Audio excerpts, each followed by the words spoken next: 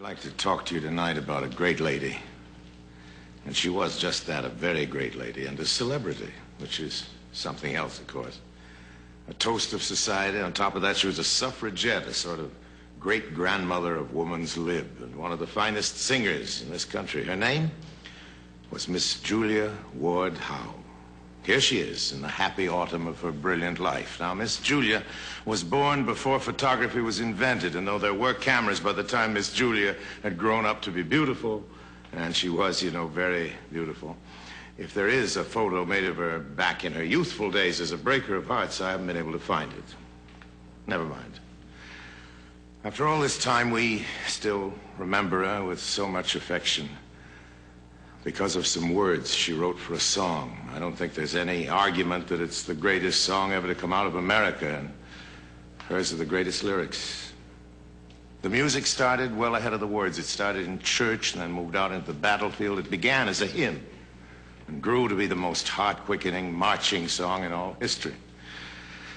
It's quite a story.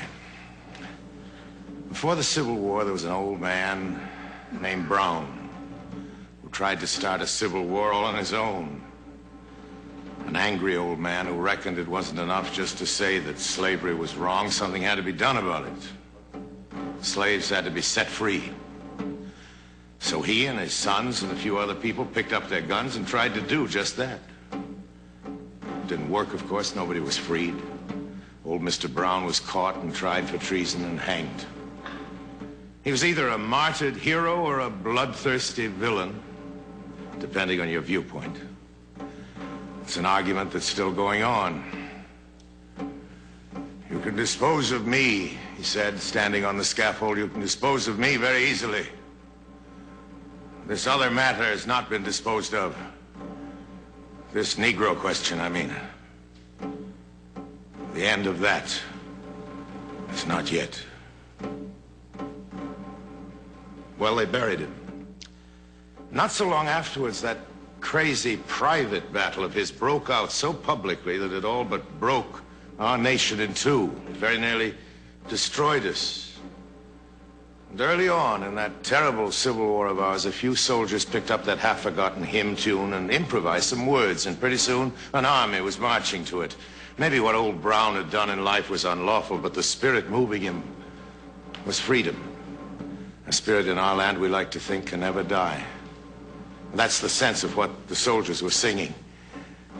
John Brown's body lies a-moldering in the grave, but his soul goes marching on. Carried the whole Union Army into battle. Well, Miss Howe was the lady who made it the battle hymn of the Republic. The whole Republic. A nation, as Miss Howe's great admirer, Mr. Lincoln, so greatly put it. Dedicated to the proposition that all men are created equal. Her song was for all of us to sing, and all of us to live by. She'd had a sleepless night. This happened in Washington, the old Willard Hotel, and somehow just before dawn, those words all came to her all at once, as though some other hand had written them and passed them on to her. So Miss Julia Howe got up out of her hotel bed and found, as she said later, an old stub of a pen, and as daybreak lightened over a sleeping city, sat down at the window and got it all written out before the sun had reached the paper. Those words of hers still help to bind and hold us. A song not for half a nation to march to, but for a whole people to stand up and sing together. Mine eyes have seen the glory of the coming of the Lord. He is trampling out the vintage where the grapes of wrath are stored.